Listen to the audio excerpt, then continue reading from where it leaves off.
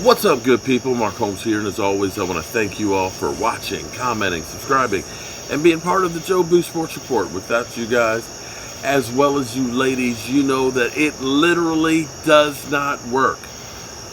Alright, so the good Lord has blessed me with being here for another day, in which case that means I'm out here for, fireside chat for another day, which means you got to suffer through me being here for another day. And God willing, we can start this shit all over again. It is Taco Tuesday, what's left of it. I didn't have any tacos, unfortunately. Actually, I have not been eating. I have just not been eating properly. I have been so busy that I have not had a whole lot of time to cook, and my wife's doing a vegetarian diet, and I feel guilty when I cook something that I know that she loves, so it's just kind of like I haven't been cooking a lot of stuff. But you know what? Honey, you just better leave on Sundays, because David Wiley's going to be coming in here, and he's literally talking about deep fried kebabs. I've never heard of it, I've never seen it, but after he made those pork kebabs while we were on the Hall of Fame, I'm down for it. It's going to be just a meat fest. So honey, I love you and all that, but just plan on being someplace else on Sundays, because you won't be able to take it.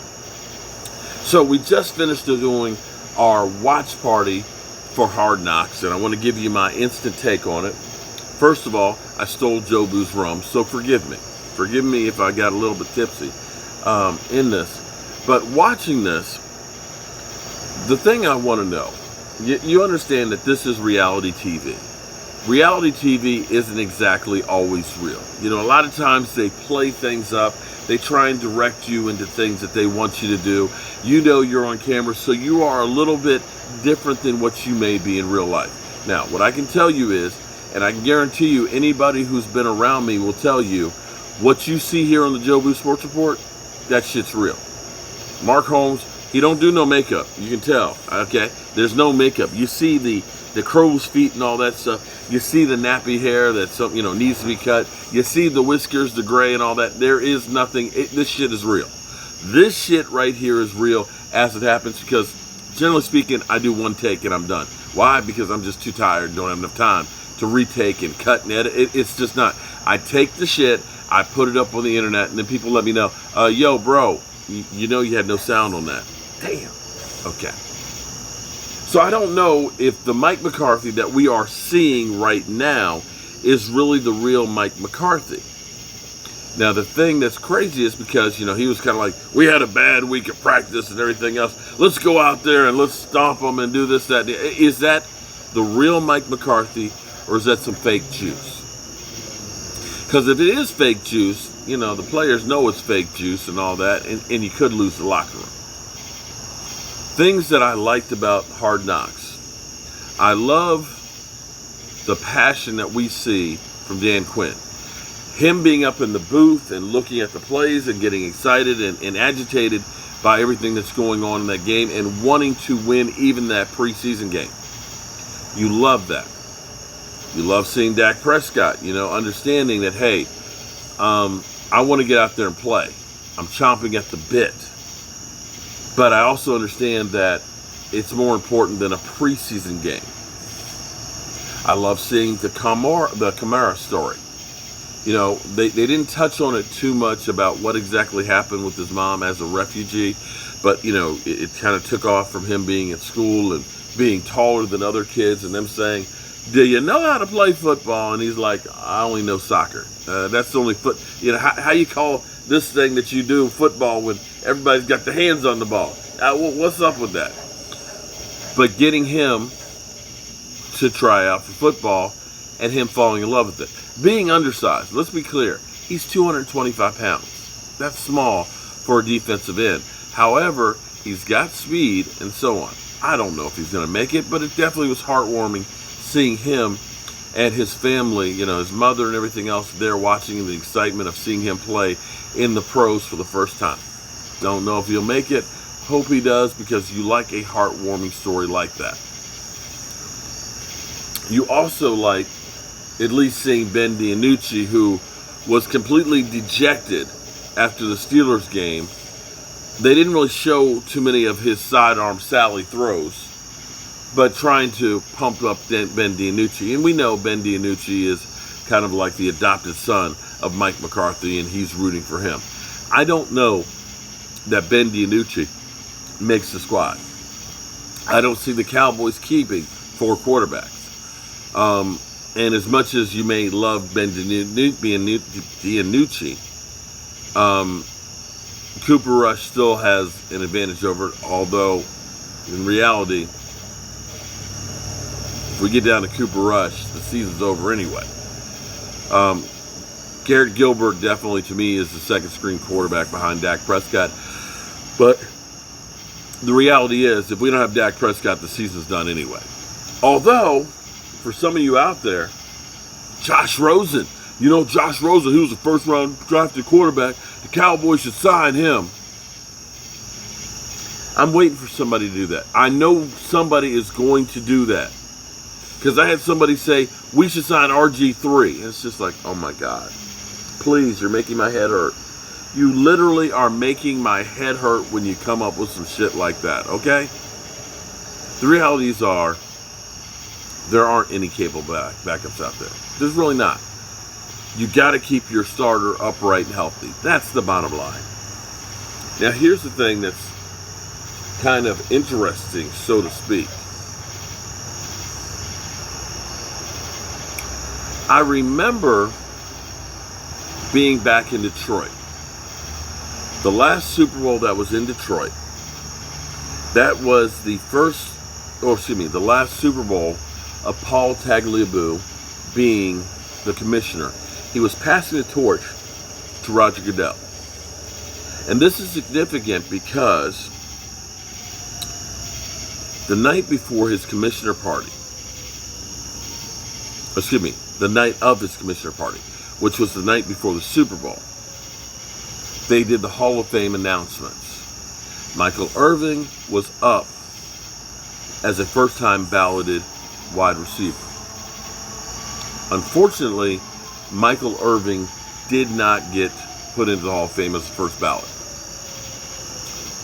That night, I'm at the commissioner's party.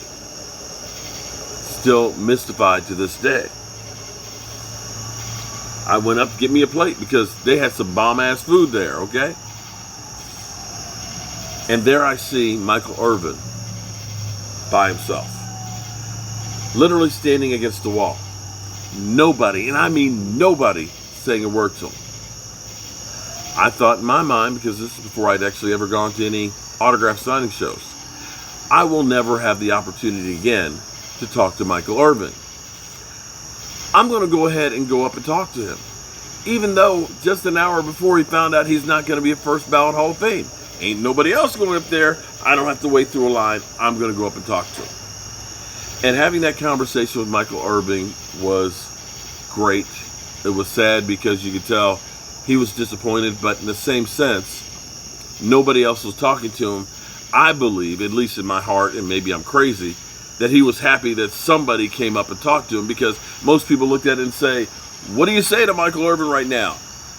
He was rejected by the Hall of Fame for first ballot. I don't know what to say with him.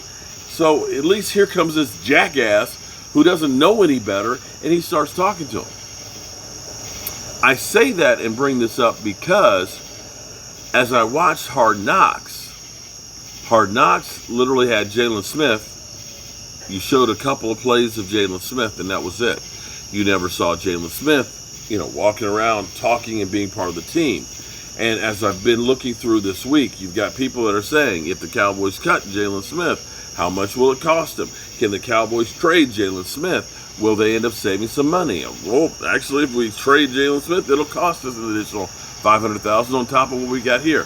Jaylon Smith is a fourth-string linebacker right now.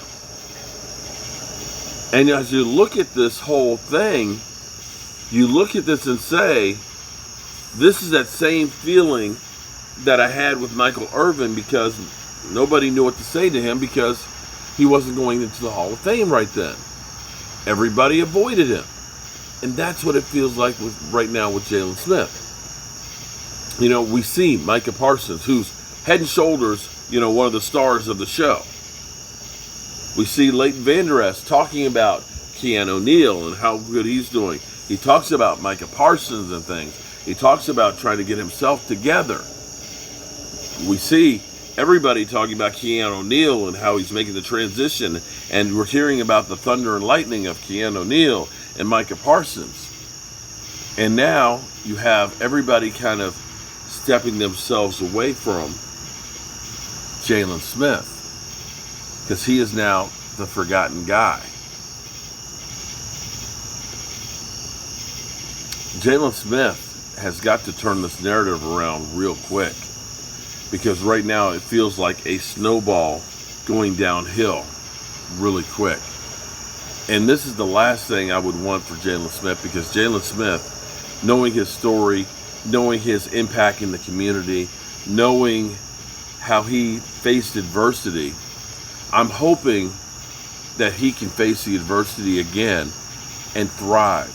Take something that was a negative and turn it into something positive.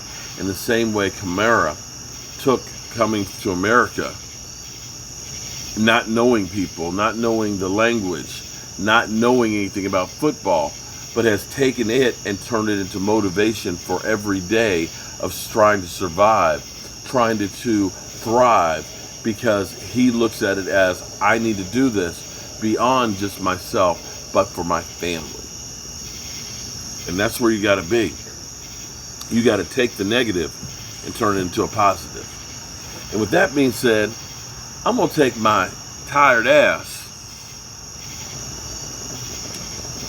on up to bed, take me a shower, get some rest, and God willing, please, Lord, please let me see another day. I'll be here tomorrow morning for you guys. I appreciate all the support I get from all of you guys.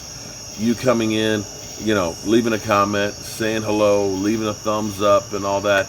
All those things help the channel to grow. And I'm going to continue to try and work my ass off to bring you great content and take it up to another level. That being said, we are out. And I'll see you in the morning, God willing.